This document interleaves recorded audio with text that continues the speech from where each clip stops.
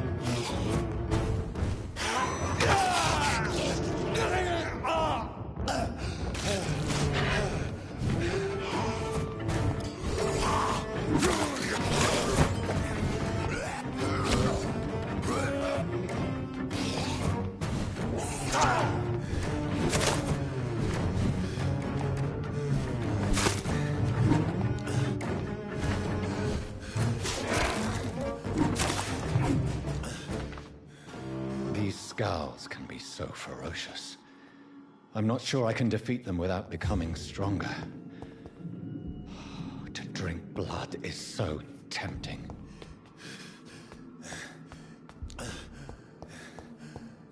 Sodium hypochlorite. Dangerous to administer, but efficient in the proper dosage.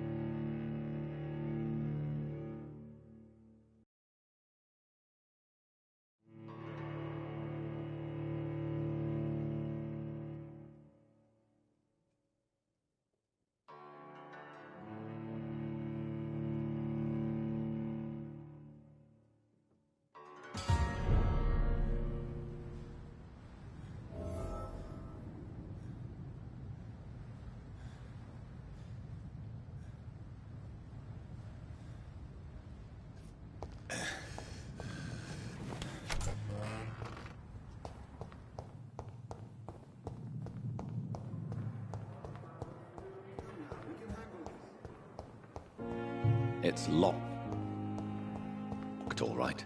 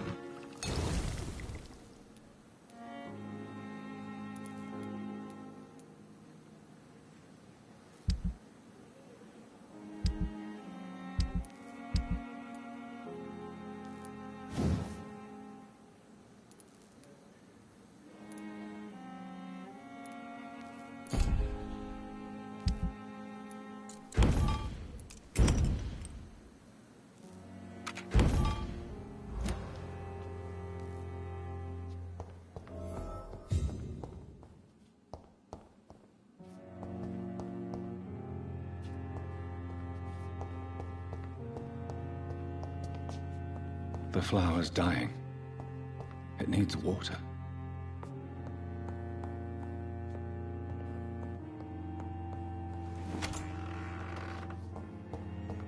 I cannot enter.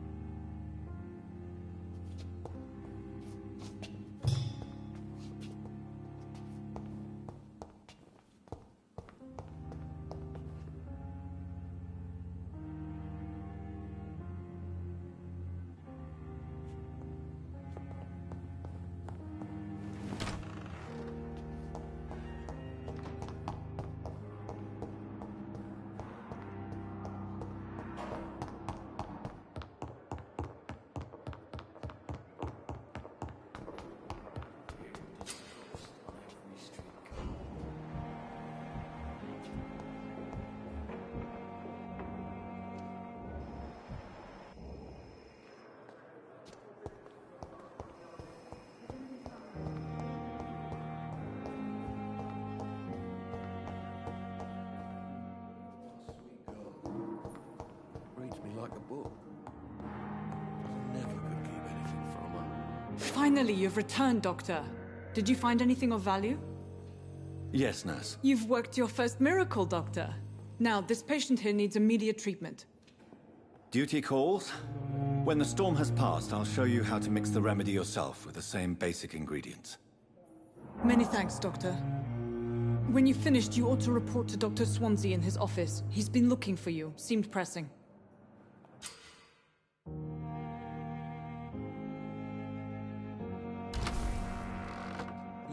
Knew the words to calm the children, Helen.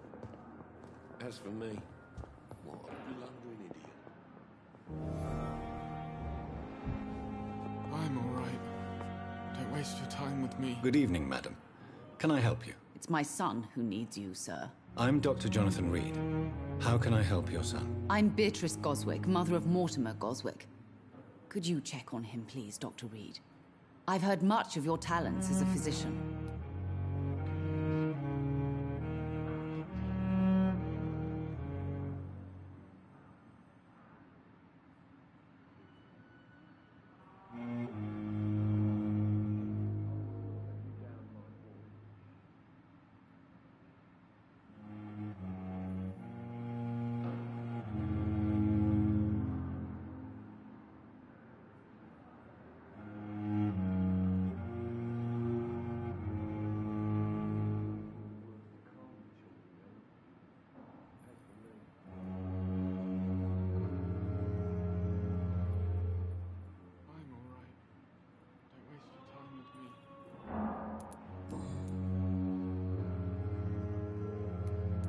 What do you think of your reception here? Any complaints? I have had the uttermost reservations about this hospital since we arrived. But we had no other choice, considering the state of emergency. Is there something in particular that's bothering you? Some of the staff were not especially welcoming. I suspect they're not accustomed to dealing with patients of such social standing.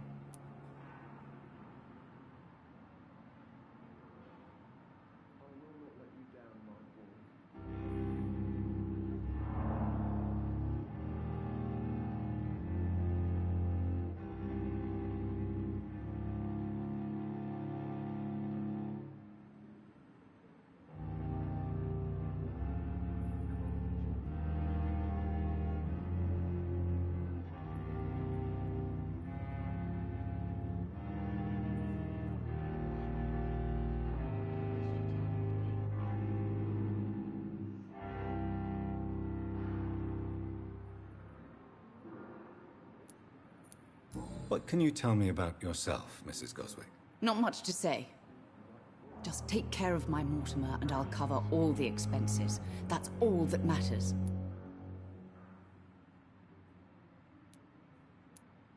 Are you really that rich? Most of the patients here are of a more humble origin, if I may say so. Yes, thanks to my husband. May he rest in peace. I can cover any needed medical expenses. May I ask if you have an occupation, Mrs. Goswick? I'm a teacher by profession. I teach young women who are more ambitious about their futures than their families.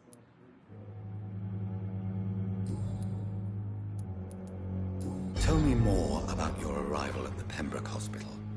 What gave you such a bad first impression? The ambulance driver was quite rude, for a start.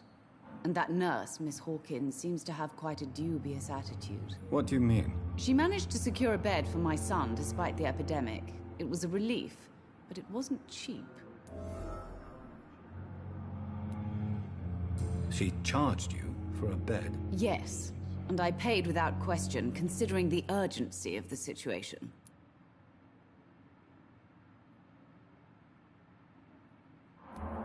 I share your concern, Mrs. Goswick. Be sure that I'll talk to the people involved. I don't expect compensation, Dr. Reed. But I'm aware such behavior would not be tolerated in other hospitals.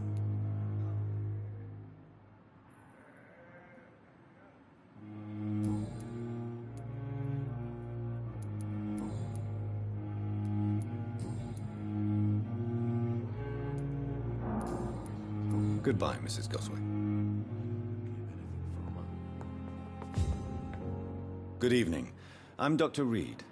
Can I help at all? No, Really?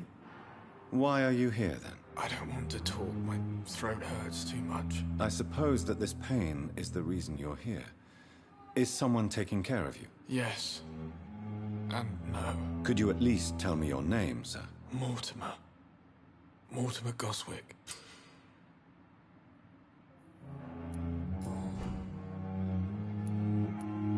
Why did your mother have you hospitalized here? She seems convinced this is a bad hospital. My mother just wants the best for me. She won't rest while I'm here. She'd go all the way to hell and back to help me.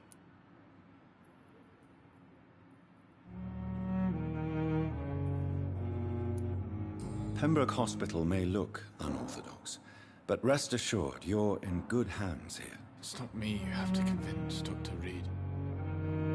It's my mother. Is your mother bothering you? As your doctor, I can ask her to leave you alone if you would prefer. That's tempting, Doctor. But you have no idea what my mother is capable of. She would tie herself to my bed if you asked her to leave.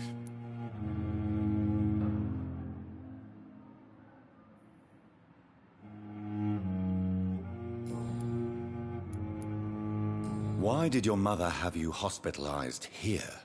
She seems convinced this is a bad hospital. My mother just wants the best for me. She won't rest while I'm here. She'd go all the way to hell and back to help me.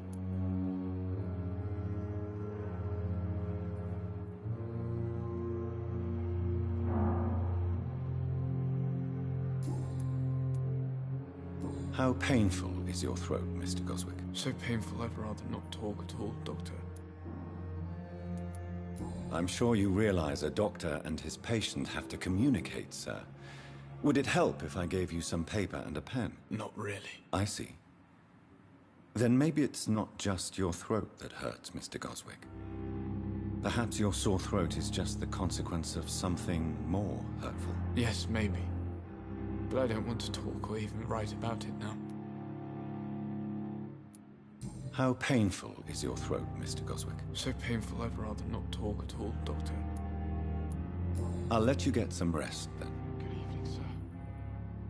Doctor.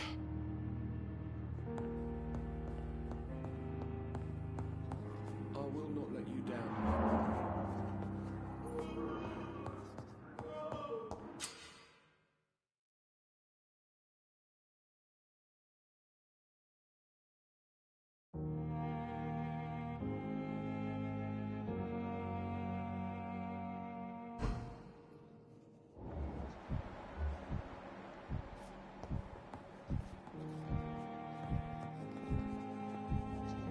My sweet girl reads me like a book.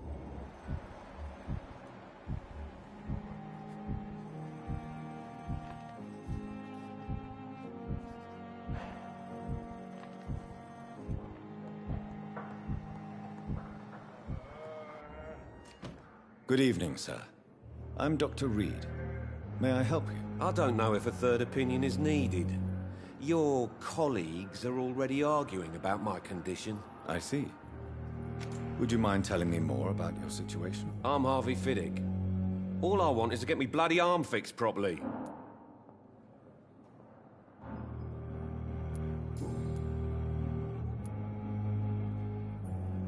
Tell me about yourself, Mr. Fiddick. I'm just a regular guy waiting to get his arm fixed, so I can return to work and to my family. I was more curious about what you were doing before being hospitalized. I'm a carpenter, and a good one too.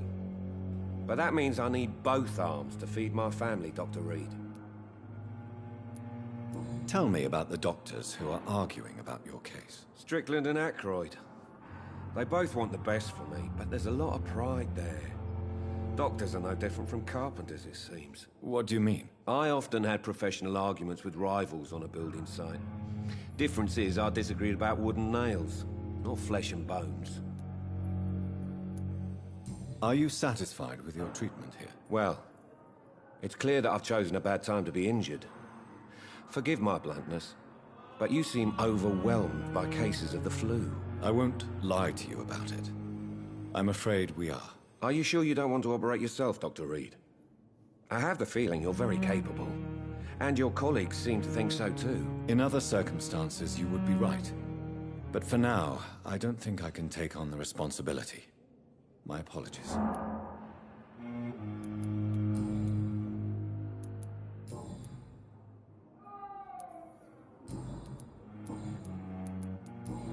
Goodbye for now, Mr. Fiddick. I'll see you later. You always knew the words to calm the children, Ellen. As for me... With you at our side, Dr. Reed, I know that Pembroke will prevail and survive this effort.